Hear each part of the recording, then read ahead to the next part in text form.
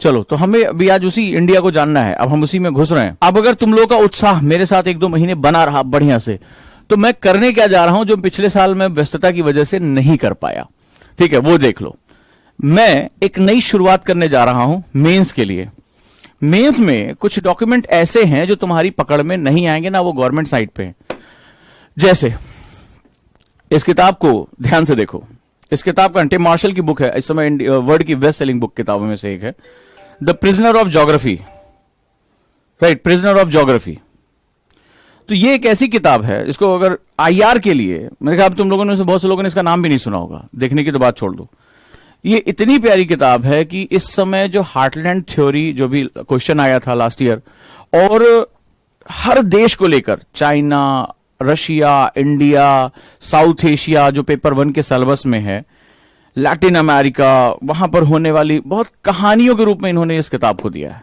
Right, ये किताब मुझे वाकई में बहुत अच्छी लगी। इसी तरह रघुराम राजन की बुक है। तमाम ऐसी किताबें हैं जो आज की डेट में, जैसे भी विवेक देबरॉय के रिसर्च पेपर हो गए, ठीक है, या अभी आपने देखा कि न्यू इंडिया करके एक इतनी मोटी किताब आई है गांगुली की, तो उन्होंने न्यू इंडिया करके एक निकाला है कि कैसे मोदी डॉक्ट्राइन जो है वो पूरे वर्ल्ड की पॉलिटिक्स को चेंज करे। और बहुत बड़ा बात है, मैं अब जो तुमसे कहने जा रहा हूं उसको बड़े ध्यान से सुनो और समझो, क्योंकि पूरा मेरा मेंस जो है वो डिस्कशन बेस्ड चलेगा, ठीक है, इसमें हमें ज्यादा कोई लिखना फिकना नहीं होगा, हमें हमेशा डिस्कशन करना होगा। तो अब इसमें क्या है, आपने देखा कि हमने international politics, medicine politics, environmental diplomacy, हमने इन सब चीजों में बहुत अच्छा काम किया। अब आप देखिए, आज भारत ने 100 करोड़ का जो टीकाकरण है उसको क्रॉस कर लिया है, 100 करोड़ के टीकाकरण को क्रॉस कर लिया है। अब उसमें क्या हो रहा है कि पूरी दुनिया में उसकी तारीफ हो रही है, WHO के हेड ने किया, फलाने ने किया, पूरी दुनिया में, कि भारत इतने कम संसाधनों, इतना संशय, भारत में इतना विरोध हो रहा था, इतना अपोजिशन हो रहा था, भारत के लोग खुद ही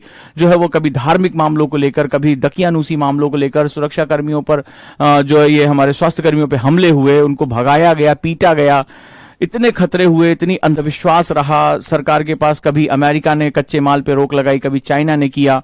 इन सब के बावजूद भारत ने आगे बढ़कर वैश्विक स्तर पर अपने लिए और दुनिया के लिए एक मिसाल कायम कर दी। स्वास्थ्य से इस समय पूरी दुनिया, पूरा फोकस, सरकार ने सारा बवाल, कोई बात नहीं, किसानों को हम बाद में देखेंगे, फलाने के बाद में देखेंगे, पहले लोगों की जान बचाओ, क्योंकि अगर लोग घरों में बैठे रहेंगे तो वो कभी इकोनॉमी को लेकर नहीं जाएंगे। बड़ा दूरदर्शी सोच थी। और यहां तक कि हुआ कि जो पुराने स्वास्थ्य मंत्री थे वो अच्छा आउटपुट नहीं दे पा रहे थे, ऑक्सीजन सिलेंडर नहीं मेंटेन कर पाए, तो सरकार ने कैबिनेट के दर्जा उनका खत्म करके दूसरे व्यक्ति को लेकर आए कि हाँ तुम आओ और तुम इस पर काम करना शुरू करो। और वे व्यक्ति आते ही जो है वो पहले से प्रिपरेशन होमवर्क करके आया और ये हमें करना है। यानी सरकार ने अपनी पूरी मिशनरी को एक सेंटर पॉइंट पर सेंड कर दिया जो वैश्विक मुद्दा था। अब इस बात की गहराई को समझने की कोशिश करना, इसको लिखते जाना, ये तुम्हारा इस बार जो 2022 देने जा रहे हैं उनके लिए मस्ट है, मस्ट, MUST लिख लो इस पे, कि तुम्हें इस पर बात करनी, भारत के स्वास्थ्य तंत्र के बारे में, टीकाकरण के बारे में। भारत में आज आपने देखा कि बिल गेट्स ने अपना आर्टिकल लिखा है, जो कि उनको पता है कि मिलिंडा एंड गेट्स फाउंडेशन दुनिया में वैक्सीनेशन का सबसे बड़ा जो है वो दान करने वाला है, और बहुत बड़ा जो है वॉलंटरी यानी फिलैंथ्रोपिस्ट जो मूवमेंट है उसको वो स्थापित करने वाला है। राइट, तो ये जो सेगमेंट है वो बहुत ही ज्यादा इंपॉर्टेंट है, बहुत ज्यादा इंपॉर्टेंट हो जाता है। अब हमें यहां पे क्या करना है, अब यहां पर जो है इस पे हमें ध्यान देना है कि ये भारत इस समय एक ऐसे कदम की तरफ जा रहा है जहां वो वैश्विक रणनीतियों की तरफ जा सकता है, वैश्विक रणनीतियों के लिए। अब वैश्विक रणनीतियों पे अगर आपको जाना है, यानी कि वर्ल्ड लेवल पे आपको मूवमेंट करना है, इंडिया अब एक सामाजिक जो दायरा है भारत की, अगर हम बात कर रहे हैं यहां पे, अब मैं आ गया हूं अपने पेपर 1 में हम चल रहे हैं, तो पेपर 1 में चूंकि साउथ एशिया पॉलिटिक्स बहुत इंपॉर्टेंट, अभी आपने देखा बांग्लादेश में क्या हो रहा है, वहां के जो अल्पसंख्यक हैं वहां पर इतनी, भारत एक ऐसा, यहां पे भी अल्पसंख्यक छोटी मोटी घटनाएं, और ये जो लिबरल हैं, ये जो है लेफ्टिस्ट है, वो इतना हल्ला ना करें, ठीक है, इतना दंगा फसाद ना करें, तो भारत में बहुत अल्पसंख्यक बहुत शांति से रह रहे हैं और बहुत ज्यादा फ्रीडम के साथ रह रहे हैं। आप पाकिस्तान देख लो, बांग्लादेश देख लो, हालत खराब है वहां पर, ठीक है, तुम म्यांमार में देख लो, वहां पे जो बुद्धिस्ट हैं जो है, या वहां पर जो रोहिंग्याज हैं, सबकी हालत खराब है। भारत में बहुत ही सुकून से लोग रह रहे हैं, और भारत की इस फैब्रिक को समझना बड़ा इंपॉर्टेंट है। तो भारत इस समय 2 कालखंडों से गुजर रहा है, बड़ा इंपॉर्टेंट, बहुत कॉम्प्लेक्स भारत का समाज होते जा रहा है। एक, भारत के समाज में एक अलग तरह का चिंतन आ रहा है, राजनीतिक चिंतन, यानी कि political thinking, social thinking, conflicting thinking, daily के डेली रेप की घटनाएं, ठीक है, गैंग रेप की घटनाएं, दुस्साहस की घटनाएं, जो भारतीय समाज के अंदर सड़ते हुए चरित्र को, जो अंदर कुछ सड़ रहा है, बुरी तरीके से सड़ रहा है, वो कैरेक्टर एसेसिनेशन हो रहा है, वो भयानक तरीके से फंडामेंटल हिले हुए हैं, वहां पर की तरफ जा रहा है। दूसरा, भारत में एक चेतना जागृत हो रही है और ये चेतना संघर्ष का कारण बनेगी। देखो, यहां पर जो मैं आपको सोसाइटी पढ़ाऊंगा उसमें कई बार तुम्हें बहुत परेशानी होगी, वो रियलिस्टिक चीजें जो एक बदलाव के दौर से गुजर रही हैं। भारत में सांस्कृतिक चेतना उदय हो रही है, भारत वापस अपने जो है वो बैक की तरफ जा रहा है और अपने फंडामेंटल को ढूंढ रहा है। यहां पर कई ऐसे लोग हैं जिन्होंने इतिहास को तोड़ मरोड़ के प्रस्तुत किया, वो भारतीय चेतना में विश्वास नहीं करते। पश्चिम का एक बहुत बड़ा हिस्सा है, पश्चिम का एक बहुत बड़ा हिस्सा है जिसमें वो ह्यूमन राइट्स के नाम पर बहुत बातें करते हैं। कश्मीर में मार दिया गया अल्पसंख्यकों को, हिंदुओं को, तो फिर क्यों वहां पर बात नहीं हो रही है? कश्मीर में लखीमपुर में लिंचिंग हो गई, भाई 4 अगर किसान मरे तो 4 कार्यकर्ता उनकी जानबूझ से बीजेपी के कार्यकर्ता, इसलिए उनको मारा नहीं जाए, उनको मार दिया जाएगा, ये गलत है। फिर कह रहा क्रिया की प्रतिक्रिया होती है, तो क्रिया की प्रतिक्रिया हो रही है, तो अखलाक के केस में, रोहित वेमुला के केस में क्रिया की प्रतिक्रिया को क्यों नहीं तुम मान रहे हो? तो यहां पर क्या हो रहा है कि जो वेस्टर्न पावर्स हैं वो अब समझ रही हैं कि जो भारत का राजनीतिक नेतृत्व है, और सबसे बड़ी बात भारत के समाज में जो चेतना आ रही है, अब मेरे डिस्कशन को तुम्हें लिखना है, जो इंडियन सोसाइटी में जो अवेयरनेस आ रही है, ये अवेयरनेस ये मत समझना कि यूथ बेकार है, यूथ यूनिकॉर्न में सबसे टॉप पर जा रहा है, वो टेक्नोलॉजी में उठा उठा के पैसा ले रहा है। जोमेटो जैसी कंपनीज या छोटी छोटी कंपनी स्टार्टअप में उन्होंने जबरदस्त अपना काम करना शुरू किया है। यहां तक कि वेस्टर्न अब भारतीय लोगों पे फोकस करने की बजाय भारतीय स्टार्टअप पे फोकस कर रहा है। अमेरिका उनको लालच दे रहा, आओ अपना स्टार्टअप हमारे यहां शिफ्ट कर दो, हम तुम्हें मुंह मांगी कीमत देंगे। अब उसका ये नहीं कहा कि भारत का इंजीनियर, आईआईटीएन, आईआईएम इसको उठा के पकड़ो, अब कह रहा फर्म पकड़ो, क्योंकि इंडियंस के अंदर कुलबुलाहट हो रही है, वो अब कुछ अपना खुद करना चाह रहे हैं। और कोविड में जो उनकी नौकरियां गई, वो हताश हुए। कई बार मुश्किलें जो होती हैं हमें जीतने का कारण बनती है। मेरा खुद का अपना सेगमेंट रहा, मैं क्लासेस में फंसा रहा, कई ऐसे हमारे साथ लोग जुटे रहे जिन्होंने खूब हमसे पैसा लिया, कभी काम नहीं किया, ठीक है, आउटपुट नहीं दिया, हम बड़ा परेशान रहते थे, ठीक है, बहुत। जब सब कुछ बर्बाद हो गया, मैं 50 दिन तक कहीं फंसा रहा, आया, मैंने कहा यार ऑनलाइन में हमें कुछ नया शुरू करना है, और फिर इनोवेशन की जो श्रृंखला शुरू हुई, फिर रिजल्ट भी उसी हिसाब से मिला। तो बदलाव का एक दौर हमारे यहां से गुजर रहा है। ये जो प्रॉब्लम हमारे यहां आई, इसमें 2 धड़े पैदा हुए। एक, समाज में परिवर्तन करने के लिए क्रांतिकता की आवश्यकता पड़ती है। बड़े बहुत ध्यान से मेरे इस डिस्कशन सुनना। कई बार हमें 2 तरह से इंक्लूजन होते हैं समाज में। समावेशन 2 प्रकार का होता है। अगर पहले मेरा लेक्चर सुन चुके हो, इस पर बात कर चुके हो, नहीं तो अभी मैं बात करता हूं। एक होता है सेल्फ इंक्लूजन। इंक्लूजन का मतलब होता है कि मैं बदलाव के केंद्र की तरफ स्वतः बढ़ रहा हूं। मैं जो चेंज रिक्वायरमेंट है सोसाइटी में, या जो मुझे प्रोग्रेस करना है, या जो मुझे रिवोल्यूशन करना है, इवोल्यूशन करना है, मैं जो सेंटर है अट्रैक्शन, उधर अपने आप जा रहा हूं, ठीक है। दूसरा फोर्स्ड होता है। तो समाज हमारा बड़ा अलग तरह का कैरेक्टर है। समाज में हमारी मल्टीपल लेयर्स होती है, मैंने बताया ना, प्याज के छिलकों की तरह होती है, या ऐसे वेयरिंग होती है, इसमें आपस में घर्षण बहुत होता है समाज में। तो उस कंडीशन में क्या होता है कि समाज के अलग अलग हिस्सों में, ध्यान से समझना, सोसाइटी में सारे मूवमेंट एक साथ नहीं होते। तुम ये अगर सोचो कि दिल्ली का व्यक्ति आसानी से इस बदलाव को स्वीकार कर ले, तो वो बस्तर या भरतपुर का व्यक्ति उस बदलाव को स्वीकार नहीं करेगा। अगर नारी विमर्श पर, अगर फेमिनिज्म पर हम मुंबई में बैठी गोष्ठी कर रहे हैं, तो जयपुर में जो अभी घटनाएं हो रही हैं, या जो राजस्थान में घटनाएं हो रही हैं, महिलाओं, भीलवाड़ा में महिलाओं के साथ गैंग रेप हो रहा है, उनके साथ जो है वो दुर्व्यवहार हो रहा है, तो ऐसी घटनाएं दोनों एक साथ, समाज एक साथ परिवर्तित नहीं होंगे, उनके बीच में डिफरेंस आएगा। तो समाज में एक धड़ा ऐसा होता है, जैसे आप ही लोग हैं। जब मैंने पहले दिन कहा कि एक्सप्लेन का आर्टिकल आपको इकट्ठा करना है, मेरे पास इतने मैसेज, सर कहां मिलेगा, सर हमारे पास लैपटॉप नहीं है, सर हमारे पास इंटरनेट नहीं है, सर हमारा गांव 40 किलोमीटर दूर है, सर हमारे यहाँ ये, हमारे यहाँ वो।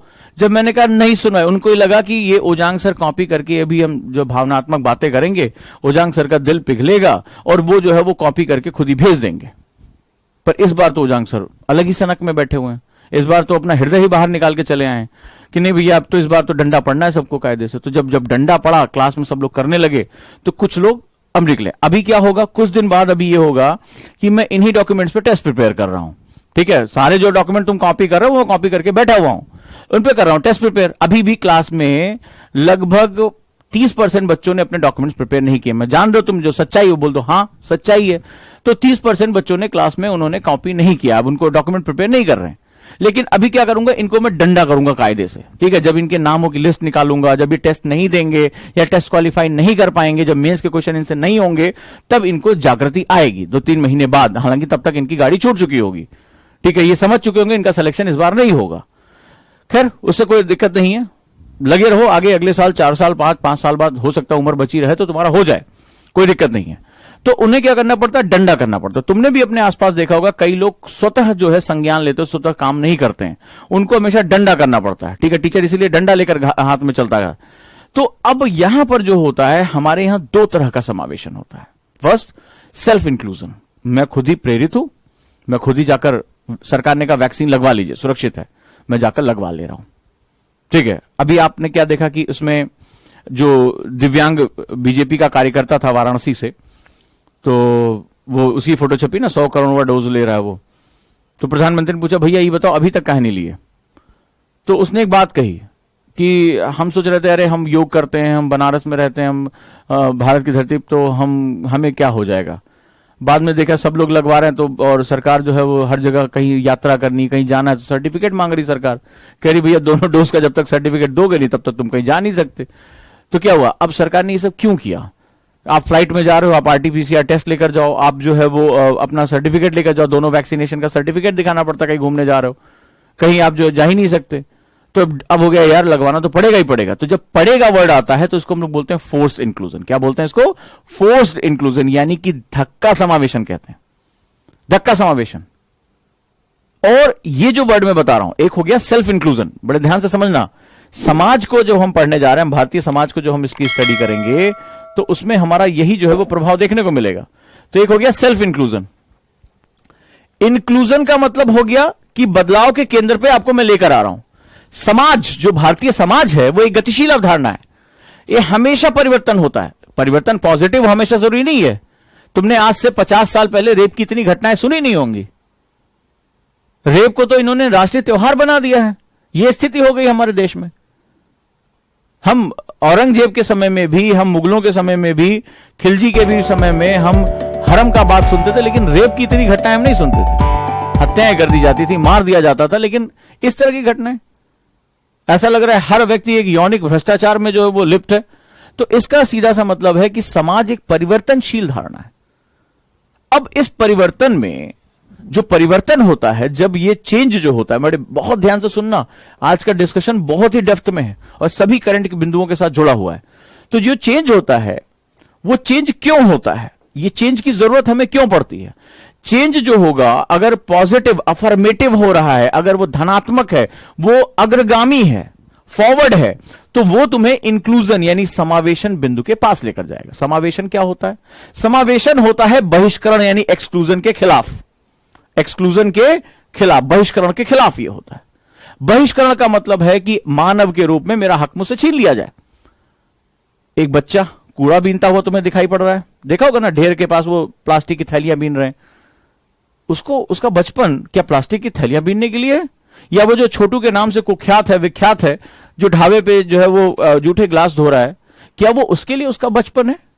क्या सिर्फ अमीर व्यक्ति का बच्चा उसका बचपन एंजॉय कर सकता है, गरीब व्यक्ति का जो है बच्चा या उसका बचपन एंजॉय नहीं कर सकता? राइट?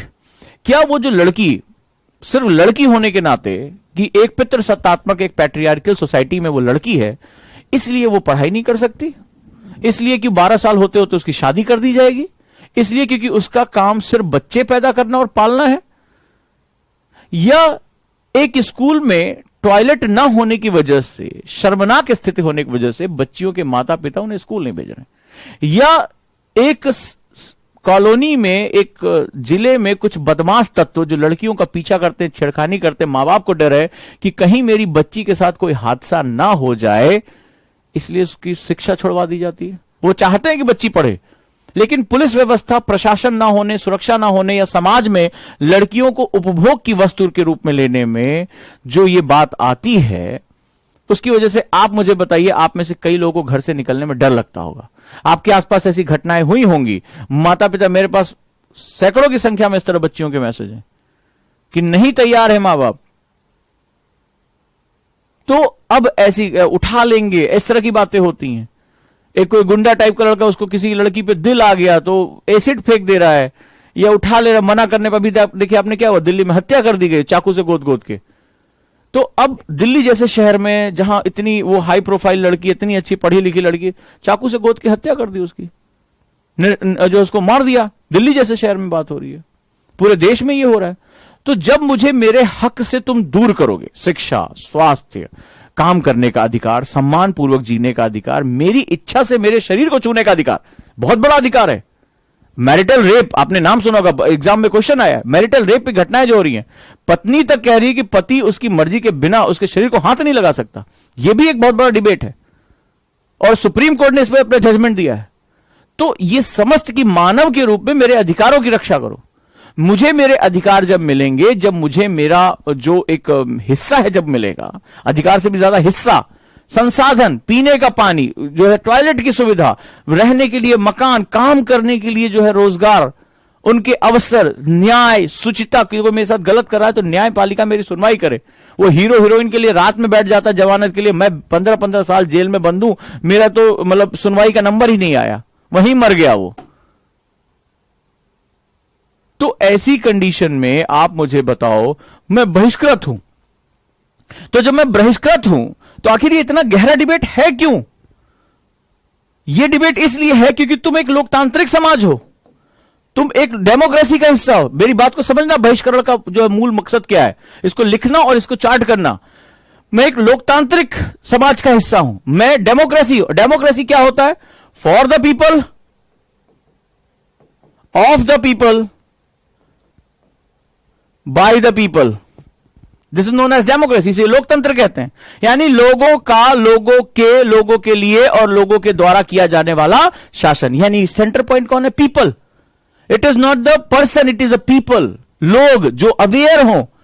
तो लोकतंत्र में लोगों की भागीदारी, लोकतंत्र जो है, कहते हैं चुनाव लोकतंत्र का उत्सव है, it's a festival of democracy.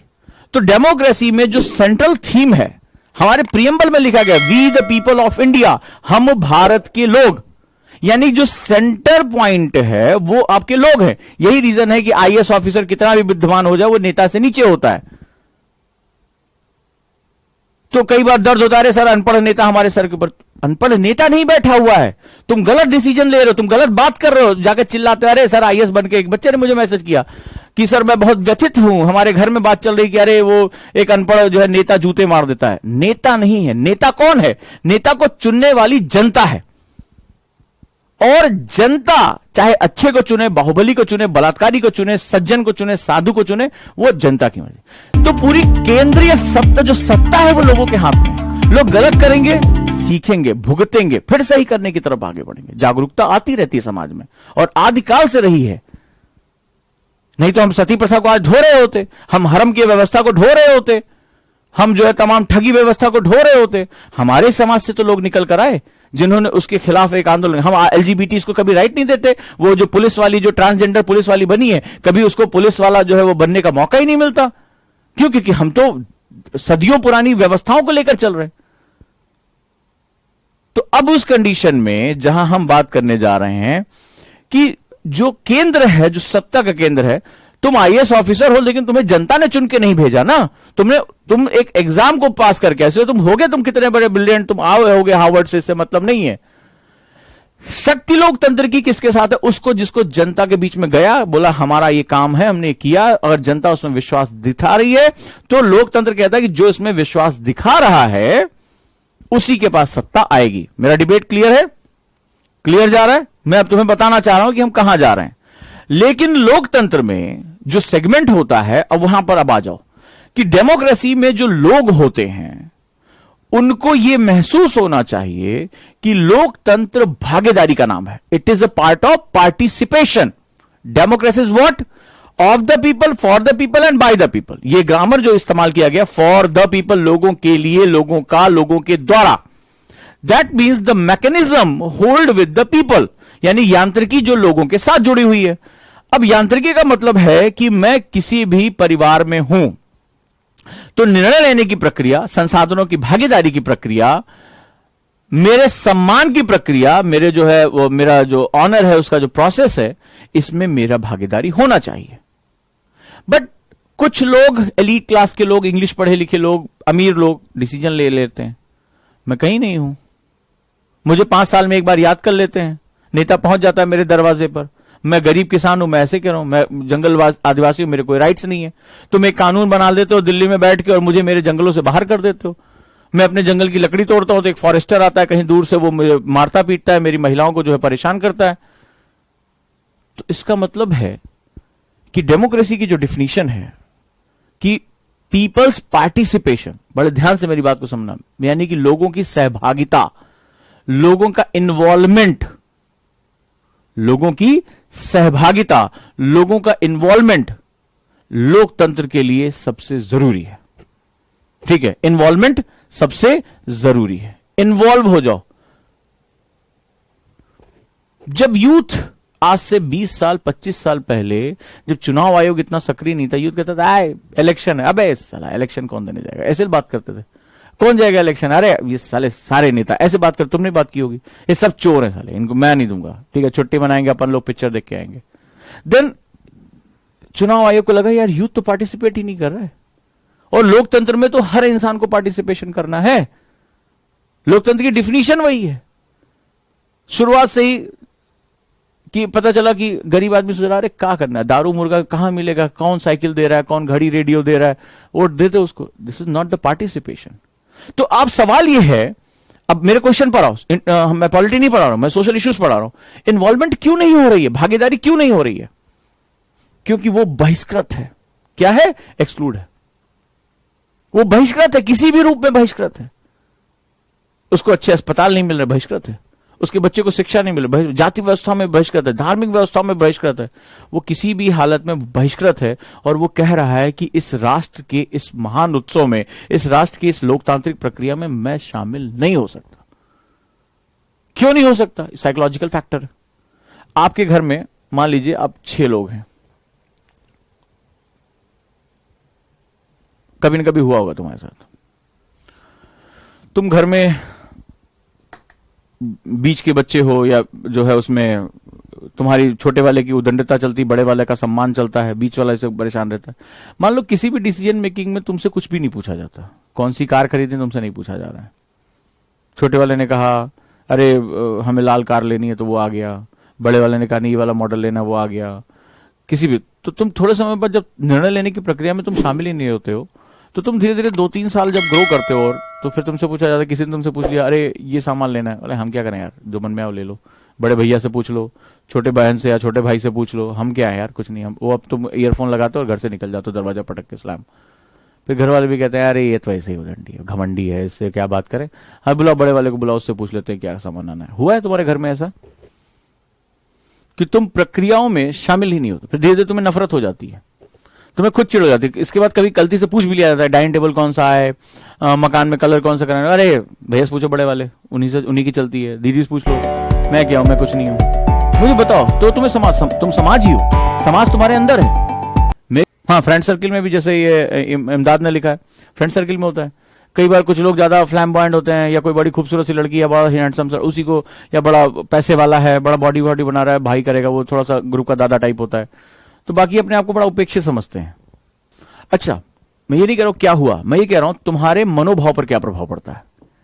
जब तुम्हें निर्णय लेने की प्रक्रिया में बार बार बाहर कर दिया जाता है, तुम्हें माना ही नहीं जाता कि तुम इतने सीरियस हो। कई बार इस मैटर पे भी नहीं लेते हैं कि ये सीरियस नहीं है, या बड़ी ऊट। मान लो तुम बहुत इनोवेटिव हो, तुम किसी ऐसे फ्यूजन कलर के बारे में बात करो जो आने वाले समय में चलेगा, लेकिन घर में तो हमारे लाल पीला कलर आने की आदत है कि पीला कलर करा दिया, नीला करा दिया, वही चल रहा है। तो जैसे तुमने फ्यूजन बोला कि ये वाली दीवार इस कलर की, तो पापा, मैंने एक बार ट्राई किया था, तो जो है पापा बोले घर बनवा रहे हो कि चित्तीदार कपड़ा बनवा रहे हो तुम, ठीक है, या इस तरह कलर करा रहे हो। तो कई बार इस तरह से भी जो चीजें होती हैं, हालांकि आगे चलकर देखते हैं कि जो बड़े बड़े सेलिब्रिटीज उनके घर में मल्टीपल कलर हो रहे हैं, आगे चलकर वो, तो कई बार इनोवेटिव आइडियाज को भी जो है क्या करता है, हमारे साथ के लोग डिस्कार्ड कर देते हैं। ठीक है, अब मुझे बताओ कि तुम्हारे मनोभाव पे क्या प्रभाव पड़ता है। अब तुम्हें बताऊंगा कि क्या चीज हो रही है इस समय, तुम्हारे मनोभाव पर क्या प्रभाव पड़ता है। Feeling excluded. फिर कई बार तुमसे पूछा भी जाता है, बोले भाड़ में जाए, हमसे क्या मतलब है, हम अपना काम करें। तुम ईयरफोन और तेज कर लेते होगे कि बाहर वाले की आवाज ही ना है। अच्छा, उधर से भी तुम्हारी प्रतिक्रिया आती होगी, जैसे मम्मी या पापा की प्रतिक्रिया, भाई की, अबे ये तो नालायक, इससे क्या पूछना है, इसको तो घर से किसी की बात से मतलब नहीं, ऐसा बोला जाता है। तुम्हारे ऊपर, तुम उन पे ऊपर ध्यान देना बंद कर देते हो, और वो तुम पर ध्यान देना बंद कर देते हैं। राइट और रॉन्ग। और घर में कई बार तुम डाइनिंग टेबल पर बैठे बैठे किसी बात से गुस्सा गए, थाली पटक देते हो, ठीक है, खाना नहीं खाते हो, दरवाजा स्लैम करके चले जाते हो, घर वाले पीछे तुम्हें गाली दे रहे होते हैं, तुम ऊट पटांग से उन्हें बोल रहे होते, ऐसा होता है, यानी तनाव जनरेट हो जाता है। होता है।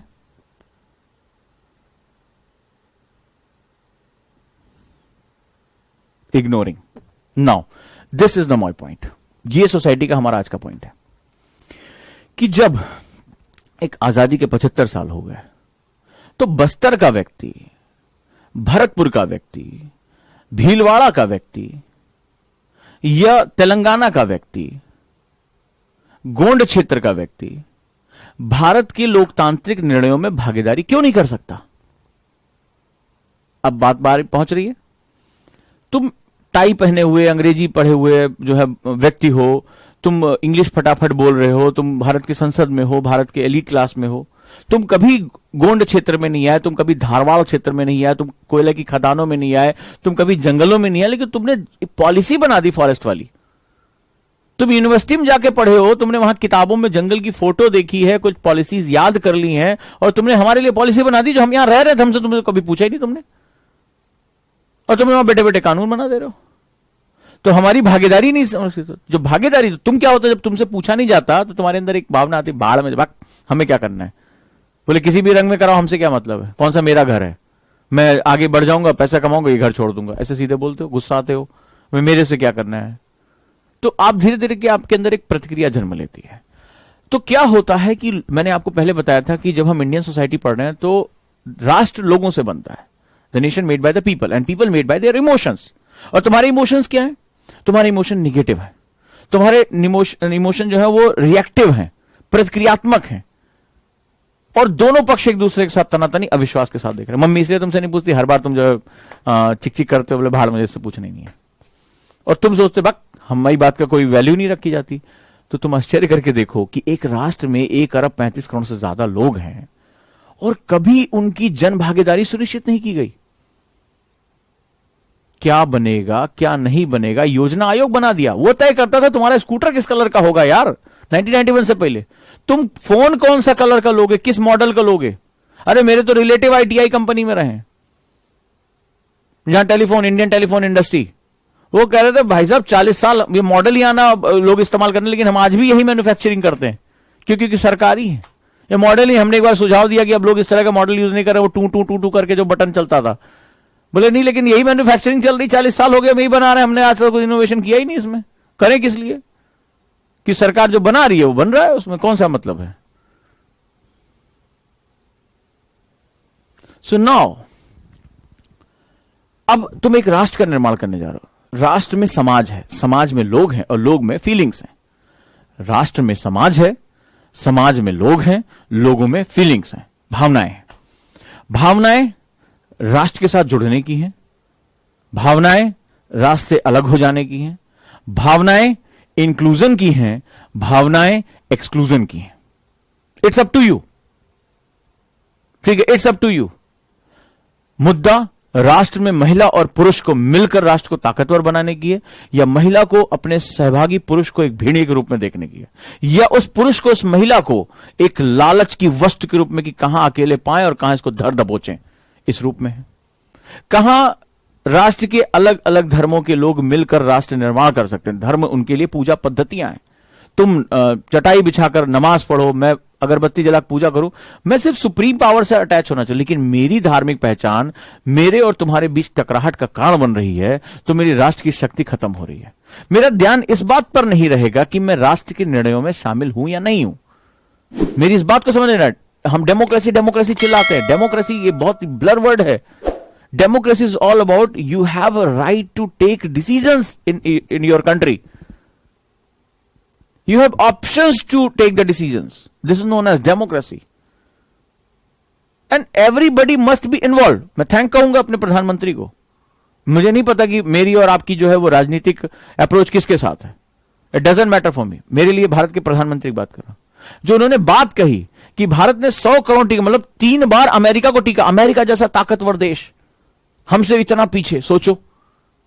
और हम इतनी मुश्किलों, अमेरिका ने बहुत षड्यंत्र खेले, और यहां तक ऐसी बात हुई है उसके बाद भी प्रधानमंत्री जाते हैं अस्पताल में। बहुत बड़ी बात होती है कि वो जाते हैं, पीठ थपथपाते हैं, चौकीदार कहता है कि आप भी चौकीदार, मैं भी चौकीदार, गौरवान्वित महसूस कर रहा हूं, उस नर्स के सर पर हाथ रखते हैं। ये बहुत बड़ा मैसेज है, क्योंकि इतना बड़ा अभियान, भारत जैसे देश का अभियान, कितने कयास लगाए गए कि भारत ने कहा कि 4 साल 5 साल लग जाएगा टीकाकरण होने में, उसको जन आंदोलन में बदला। क्यों? क्योंकि ये गांधी की धरती है। गांधी ने हमें, मैं गांधी ये नहीं कहता हूं कि गांधी ने हमें क्या दिया, मैं गांधी से कहता हूं गांधी ने जन आंदोलन दिया कि राष्ट्र की शक्ति जागरूक होनी चाहिए। और गांधी से पहले चाणक्य ने दिया, घूम घूम कर सप्त सैंधव प्रदेशों से लेकर मगध तक जा जाकर घनानंद से कहा कि देखो अलेक्जेंडर आ रहा है, हमें एकजुट होना पड़ेगा। जो महाजनपदों की लड़ाई चल रही थी उसको खत्म करने की बात हुई, और जब नहीं किसी सुना तो उसने कहा अच्छा इनका समूल नाश करो, सब पूरे राष्ट्र को एक झंडे के नीचे लेकर आओ, क्योंकि ये अगर आपस में लड़ते रहेंगे तो तीसरा जो है ये बिल्लियों की लड़ाई में बंदर रोटी खा जाएगा। और अलेक्जेंडर घुस गया था अंदर, देश की जनता परेशान होने लगी थी, एक जनपद दूसरे जनपद से लड़ रहा था, क्षेत्रीयवाद इतना तेजी से बढ़ गया था। तो इतिहास तो बार बार हो रहा है, पहले भी था, अभी भी हो रहा है, अभी भी हो रहा है। और नुकसान देखिए कितना है। अपराध तो मात्र अपराध होता है, लेकिन किसी एक पॉलिटिकल पार्टी के क्षेत्र में अपराध हो रहा है तो उसको अपराध कहा जाएगा। वहीं दूसरे महिलाओं के साथ बलात्कार दूसरे राज्य में हो रहा है, लेकिन वहां पर हम चू नहीं बोलेंगे। यह स्थिति है। पश्चिम बंगाल में इतने लोगों की हत्याएं हो रही हैं, उस पर कोई बात नहीं करेंगे, वहां कोई मानवाधिकार की बात नहीं होगी। वहीं से सटा हुआ बांग्लादेश में जो है अल्पसंख्यकों के साथ इतने अत्याचार हो रहे हैं, कोई स्टेटमेंट ही नहीं आएगा। दिल्ली में 2 व्यक्ति मार दिए जाए, अरे बाप रे बाप, मतलब पूरा जो है छाती पीट पीट के रोना है इनको। तो ये क्या होता है, क्षेत्रीयवाद जो है वो राष्ट्र की भावनाओं में लोगों को बांटना शुरू कर देता है। लोग प्रतिक्रियात्मक हो जाते हैं, मराठी यूपी वाले से, यूपी वाला पंजाबी से आपस में भिड़ना शुरू हो जाएगा, तो राष्ट्र की शक्तियां क्या होती है, डाउन हो जाती हैं। और मजा क्या होता है कि इसमें अंत में जो लोग होते हैं वही एक्सक्लूड हो जाते हैं, वही एक्सक्लूड हो जाते हैं। डर पैदा करो, बिहारी आदमी कश्मीर जा ही नहीं पाएगा, गोली मार दो उसको, तो डर के मारे वहां से भागेगा। तो जब भागेगा तो उसका अपना रोजगार छोड़कर भागेगा ना। उस गोलगप्पे वाले की बीवी बच्चे अब कहां से वो जो है पलेंगे, वो मेहनत करके पाल रहा था, तो वो क्या हो गया, एक्सक्लूड हो गया। और जब वो एक्सक्लूड हो रहा है, चाहे वो उसकी सुरक्षा ना होना, उसके पास संसाधन ना होना, उसको रोजगार ना करने देना, उसको व्यवसाय ना करने देना, उसको काम ना करने देना, उस बच्ची को पढ़ने ना देना, वो गुंडा जो है जो उसके दुपट्टा खींचता है वो उसको काम ना करने देना, उसको निर्णय नहीं लेने देना, उसको समझना कि तुम्हारे बुर्बक हो, तुम क्या करोगे भाई, तुम कहां डिसीजन लोगे, हम हैं बड़का बाबू, हम एग्जाम पास करके आए हैं, तो तुम उसको निर्णय, या उस आदिवासी व्यक्ति को जो जंगल में रह रहा है उसको ऐसा कानून बना के दे देना कि जरा पगला जाए कि हम इतने हमारे पुरखे इसी जो है वो कंदमूल तोड़ तोड़ के खाते थे, आज तुम कैसे हम कंदमूल तोड़ रहे हो, तो हमारा डंडा तो मैं चटका रहे हो, हमें उठा के अंदर बंद कर दे रहे हो, फलाना कौन कौन सा कानून अनुच्छेद बता के। बोला हम और हमारी प्रकृति, हम दोनों एक दूसरे माँ बेटे के रूप में थे, तो अब अचानक से तुम कहां से अपना कानून लेकर आए, उठा के जेल में बंद कर दिए। तेंदू पत्ता तोड़ने महुआ के लिए तुम हमारी औरतों का जो है रेप कर रहे हो। कभी पढ़ो राहुल पंडिता को सलाम बस्तर, आंखों से आंसू आ जाएंगे। हमारे राष्ट्र में ही ऐसा हो रहा है, तो मैं कहां से लोकतंत्र में अपनी भागीदारी सुनिश्चित करूंगा। तो जब मेरी भागीदारी ही नहीं होगी, पार्टिसिपेशन ही नहीं होगा, जब मैं इसमें निर्णय में शामिल ही नहीं होऊंगा, तो या तो मैं उदासीन हो जाऊंगा। तुम ईयरफोन लगाते हो, बोले बार बार बाढ़ में जाए, तुम्हारा जो मन में आकार खरीदो, तुम्हारा पिंड हमसे मतलब नहीं है, या तुम प्रतिक्रियात्मक हो जाओगे। दो ही चीज होगी, या तो तुम उदासीन हो जाओगे कि यार जैसे मौका मिले पढ़ो यार और अमेरिका निकलो, America land of opportunity, Britain जाना है, डॉलर कमाना है। पंजाबी आदमी कहता है कनाडा जाना है, कनाडा गले जा टैक्सी चलाएंगे, कनाडा जाएंगे। शादी भी जो है पक्की कुड़ी से करेंगे, लबलेंगी, पंजाबी बोलते हैं लवली पक्की कुड़ी, तो वहां पे ग्रीन कार्ड मिल जाएगा। देखो अभी परमीर ने किया ना अपना शादी, चलो खैर लव मैरिज है, जो भी है अपना जैसा भी है, बट कनाडा ठीक है, नेक्स्ट पंजाब हो गया। तो क्यों, why not India? Because I don't feel any attachment to this land. तो यूएसएसआर में क्या हुआ था, लोगों ने बोला अमेरिका वाले चले गए। आप कभी एक अक्टूबर स्काई पढ़ना, बड़ी मोटिवेशनल कहानी है। रशिया ने जब अपना रॉकेट छोड़ दिया था स्पुतनिक, अमेरिका के स्कूलों में मातम मनाया गया था। बच्चों ने कसम खाई कि हम भी जब तक हम लॉन्च नहीं कर देंगे तब तक हम चैन से नहीं बैठेंगे। और उसकी कहानी है कि खदान में काम करने वाले व्यक्ति का लड़का इतनी मुश्किलों में वो रॉकेट बनाना सीखता है और आगे चलकर वो अपोलो जो है लॉन्च करता है, नासा में चीफ इंजीनियर बनता है। कहानी बड़ी जबरदस्त है। तो जब आप उसको पढ़ते हो, उसको जानते हो, तब आपको लगता है ओफो, मतलब राष्ट्र में छोटी छोटी चीजें जुड़ती हैं और इतना बड़ा निर्माण कर देती हैं। लेकिन मैं तो उदासीन हूं, मैं तो न्यूट्रल हूं, इंडिया बाहर निकलना है अपन को, यहां कुछ नहीं रखा है। तो तुम उसे ब्रेन ड्रेन कहते हो। तुम ब्रेन ड्रेन कह के ब्रेन ड्रेन पढ़ लेते हो, लेकिन उसके कारणों की जान पहचान की कभी, कि मेरी भागीदारी क्या है इसमें। और दूसरा प्रतिक्रियात्मक हो जाना, यह और ज्यादा खतरनाक हो गया। न खेल अब न खेले देव। तो हम किसी भी शक्ति में, पूरा वेस्टर्न लगा हुआ है, पूरा खालिस्तान मूवमेंट को पैसा आ रहा है, कनाडा से आ रहा है, आपका जो है वो अमेरिका से आ रहा है। वेस्टर्न को समझ में आ गया यार भारत उभर रहा है, उभर जाएगा, इसके यूथ को इसने मुश्किलों में अपॉर्चुनिटी, वो जो मजबूर था सरकारी नौकरी एक ही लाइन में जाके सोचना, उसको अचानक से सारा काम बंद हो गया, उसको स्टार्टअप करने का मौका मिल गया। सरकार खड़ी हो गई, लोगों के अंदर जा जाके एक आदमी थाली पिटवा रहा है, एक आदमी लोटा जलवा रहा है, इतनी आलोचना के बाद भी उसने 100 करके दिखा दिया। बोला कि अरे भारत कभी जो है वो यही बोला था, आज से 6 महीने 7 महीने पहले स्टेटमेंट थे कि भारत 4 साल में भी टीकाकरण नहीं कर पाएगा।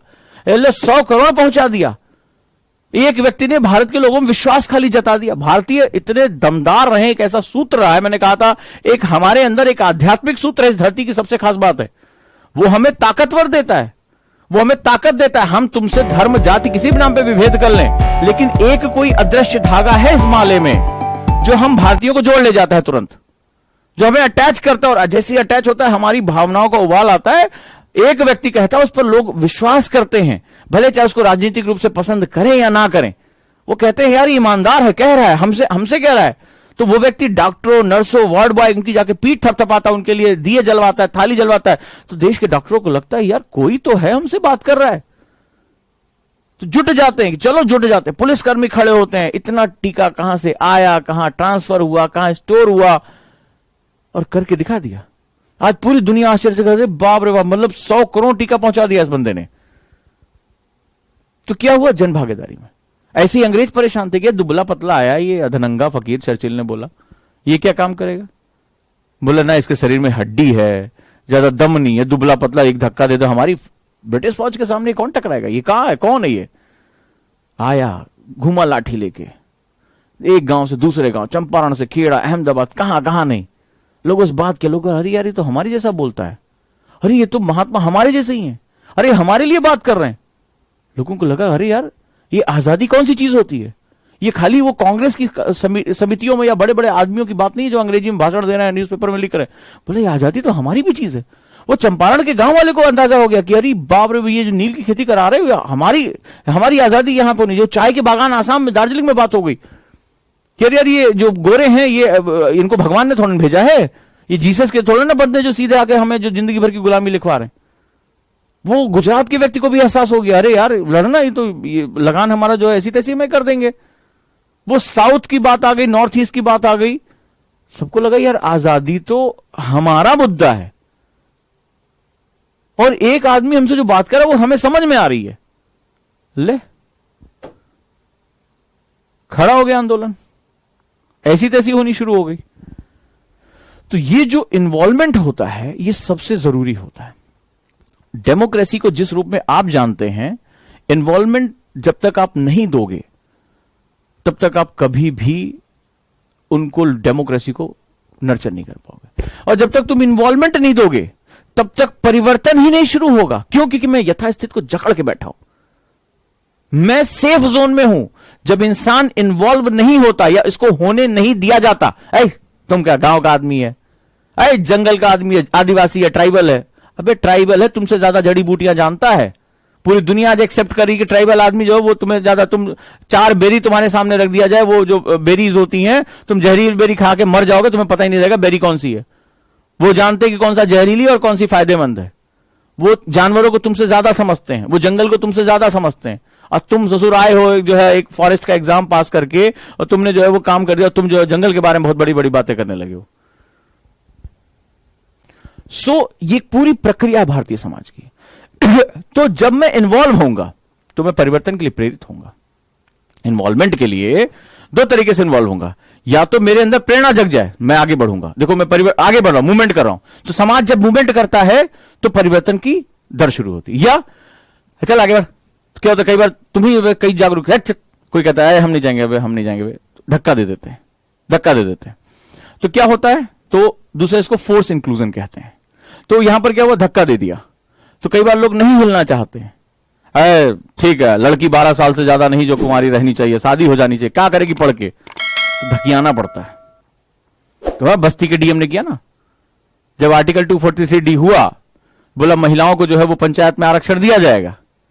तो जो चुन्नी लाल, कई बार मैं क्लास में पढ़ा भी चुका, इससे पहले भी क्लास में पढ़ा, जो चुन्नी लाल अपनी बड़ी फोटो लगा के, पत्नी उनका नाम मुन्नी देवी, उनका जो छोटा सा फोटो आया, बोला ठीक है कोई बात नहीं, आने दो बेटा, फोर्स इंक्लूजन कराएंगे तुमसे, अभी बदल नहीं रहो, बड़ा मूछों के साथ दुनाली टांग के बड़ी फोटो जिनको प्रत्याशी हैं बेचारी, वो मुन्नी देवी घूंघट में यहां तक किसी तरीके से मर मर के, पहले तो यहां तक लगा रहे थे, तो किसी तरह जो है वो बिना फोटो के भी खाली मुन्नी देवी गोल में लिख दिया, ऐसे मैंने पोस्टर देखे हैं।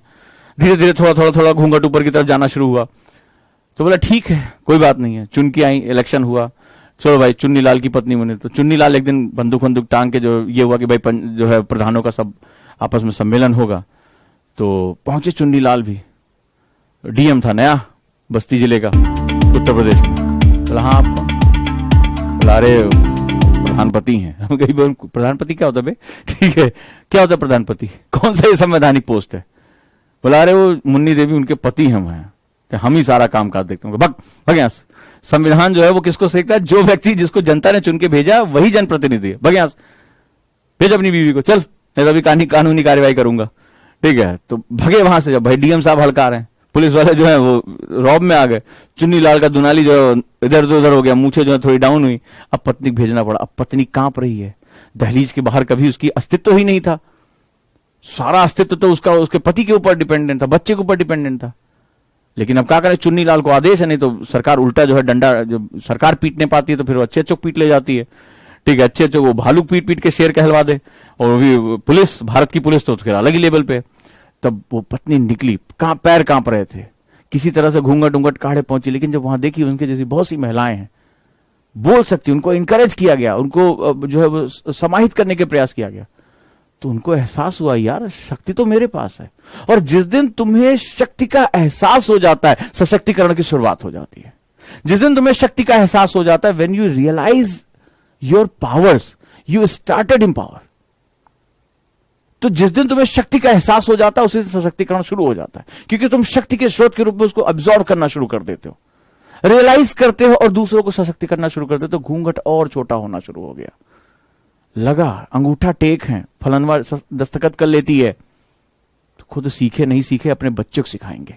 और जब मां इसके अंदर जागरूक, मां सशक्तिकरण के साथ चली जाती है, तो परिवार का सशक्तिकरण शुरू ही हो जाता है। सरकार ने देखो उज्ज्वला योजना में महिलाओं को भागीदारी बनाया, मोस्ट ऑफ द मकानों की प्रधानमंत्री आवास योजना की चाबी महिलाओं के नाम पे दी, संपत्ति महिलाओं के हाथ में दी कि कुछ भी कर लो, ये चुन्नी लाल तुम्हें घर से नहीं निकालेगा। हम तुम्हें सेंट्रलाइज अधिकार दे रहे हैं, समाज के निचले हिस्से पर बहुत सा काम हो रहा है, लोग को लग रहा है हम तो इन्वॉल्व हो रहे हैं। अरे हमसे भी सरकार पूछ रही है, डिसीजन ले रही है, हमारे लिए डिसीजन ले रही है, हमसे कह रही है प्रधानमंत्री आवास योजना में कि किचन में मार्बल लगवाना है, ग्रेनाइट लगवाना, और हमसे पूछ रही है। अरे हमारे किचन में सरकार हमें दान दे रही है और कह रही है हाँ मार्बल लगवाना, टॉपअप का पैसा ले लो, तुम हरे रंग का लगवाओ, काले रंग का लगवाओ, तुम्हारा मन, सफेद लगवाओ, तुम्हारा मन। अरे बाप रे, सरकार ने मुझे जो है वो मकान दिया फ्री में, और उसके बाद हमसे पूछ रही है। मेरे एक गृहिणी के लिए उसका किचन उसका पूरा जीवन का आधार होता है, और मेरे मन का पत्थर लगेगा। एक गरीब व्यक्ति ये सोच रहा है, उसका मतलब इन्वॉल्व होना है। और जब लोकतंत्र में आप बॉटम अप अप्रोच करते हो, इन्वॉल्वमेंट लेकर आते हो, मुझसे पूछा जा रहा है, तो फिर आप उधर करना शुरू कर देते हो। और इन्वॉल्वमेंट ही एक्सक्लूजन का बहिष्कार है। एक्सक्लूजन नहीं होगा तो इंक्लूजन होगा। अब इंक्लूजन होगा या कराना पड़ेगा।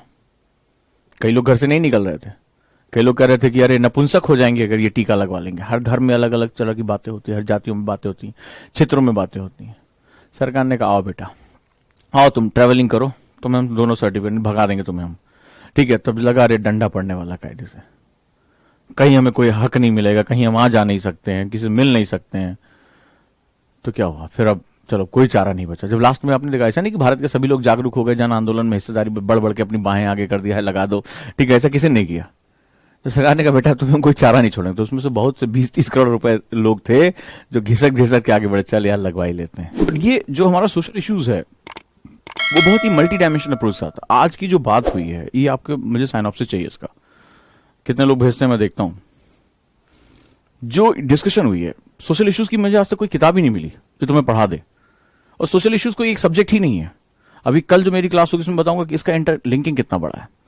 तो इस पे हम बहुत कुछ करना जा रहे हैं, बहुत कुछ करने हम कर सकते हैं।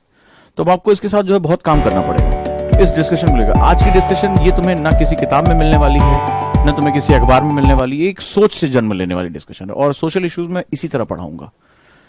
तो अभी जो भारत बदलाव से गुजर रहा है, बहुत बड़े बदलाव से, तुम्हें अभी कुछ पता नहीं चल रहा है, भारत में बहुत कुछ ऐसा हो रहा है जो अगले 5-6 साल में सरफेस पे आएगा। इंफ्रास्ट्रक्चर डेवलपमेंट हो रहा है। अगर आप में से कोई गोरखपुर कुशीनगर क्षेत्र, कल कुशीनगर का एयरपोर्ट बना, भाई साहब जो बौद्धिस्ट कंट्री थे पैसा लेके बैठे हुए थे कि ले लो हमसे, हमारा धार्मिक क्षेत्र है, लेकिन हमारे सुनवाई नहीं हो रही थी। और किसी एयरपोर्ट का मतलब हो गया कि नियर अबाउट 2 काम हुए हैं। कुशीनगर और गोरखपुर के बीच में लगभग 50-60 किलोमीटर का डिफरेंस है। एयरपोर्ट जब बनता है तो नियर अबाउट वो 70 किलोमीटर का एरिया डेवलपमेंट कर देता है, और जब एक एम्स बनता है तो वो भी अपने आसपास के 50 किलोमीटर एरिया को डेवलप कर देता है। अब ये दोनों 50 किलोमीटर के अंदर बने हैं। ये एक ऐसा क्षेत्र है, पडरौना, कुशीनगर, तम कोई इतनी भयानक गरीबी, इतना पिछड़ापन ये अभिशप्त क्षेत्र में था। लेकिन इसकी वजह से यहां पूरा आमूलचूल परिवर्तन होना शुरू हो जाएगा। तो बहुत कुछ इंफ्रास्ट्रक्चर पे, बहुत कुछ लोगों की भागीदारी में परिवर्तन होता चला जा रहा है। अब हमें यह सोचना है कि हमें इस जन भागीदारी में कैसे इन्वॉल्व होना है। एक छोटी सी बात बड़े दिन से मन में थी, कह दूं। तुम लोग जैसे, मेरे पास उत्तरदायित्व तो बहुत ज्यादा होते हैं, कई बार मैं चाह के भी कुछ नहीं कर पाता। अगर आप लोग अपने आसपास के क्षेत्रों में कुछ गरीब बच्चों की पढ़ाई, कुछ ऐसे लोग जो उनको कुछ संसाधन देना चाहते हो, मैं हाथ बढ़ाने को तैयार हूं। तुम में से जो भी लोग, स्पेशली बच्चों की शिक्षा पे, खासतौर पे हम अभी प्रयासरत हैं कि जो बच्चे जिनके माता पिता कोविड में चल बसे, उनकी पढ़ाई पे हम थोड़ा ध्यान दें। छोटे बच्चों पे, ठीक है, उनकी किसी सहायता पे, उनके पास खाने को नहीं है। मेरे मन में एक तड़प है और व्यस्तता की वजह से मैं उन तक नहीं पहुंच पा रहा हूं, या मैं एक मेट्रोपॉलिटन सिटीज में हूं, आप अलग अलग क्षेत्रों में हैं। अगर आप मुझे कुछ केस स्टडी बना के दें तो उजांग आईएएस एकेडमी को, आप लोगों के इस हेड को एक बड़ी खुशी होगी कि अगर हम 10 बच्चों की भी मदद कर पाते हैं तो रात में नींद अच्छी आती है, ठीक है, मुझे, और वो नहीं कर पाता हूं तो मुझे एक तड़प पैदा होती है। तो अगर आप लोगों के पास जानकारी है, आप लोग उस पर करना चाहते हैं, मैं सहायता देने को तैयार हूं, ठीक है। हमारा पर्पज ही बदलाव है और हम सोशल इश्यूज को पढ़ रहे हैं, तो सोशल इश्यूज को पढ़ने के लिए सिर्फ किताबें थोड़े ना जरूरी है। तो अगर आप आसपास किसी ऐसे क्षेत्र में जा रहे हैं, किसी बच्चा कोई नंगे पैर है, उसको पैसे मत दो, उसको सहायता दो, उसको सम्मान दो। वो भीख मांग रहा है तो उसको भीख मत दो। तो अगर उसके पैरों में चप्पल लेकर आ सकते हो, मुझे बताओ, मैं मदद करने को तैयार। उसके शरीर पर एक कपड़ा दे सकते हो, उसको कुछ ऐसी मदद कर सकते हो जो उसकी लाइफ में उसको आगे ले जाने का प्रयास करे। उसको किताब कॉपी खरीद के देना चाहते हो तो मैं तैयार हूं। और जब तुम जाओगे तो तुम्हें सोसाइटी के बारे में बहुत कुछ पता चलना शुरू हो जाएगा। इसलिए मैं कह रहा हूं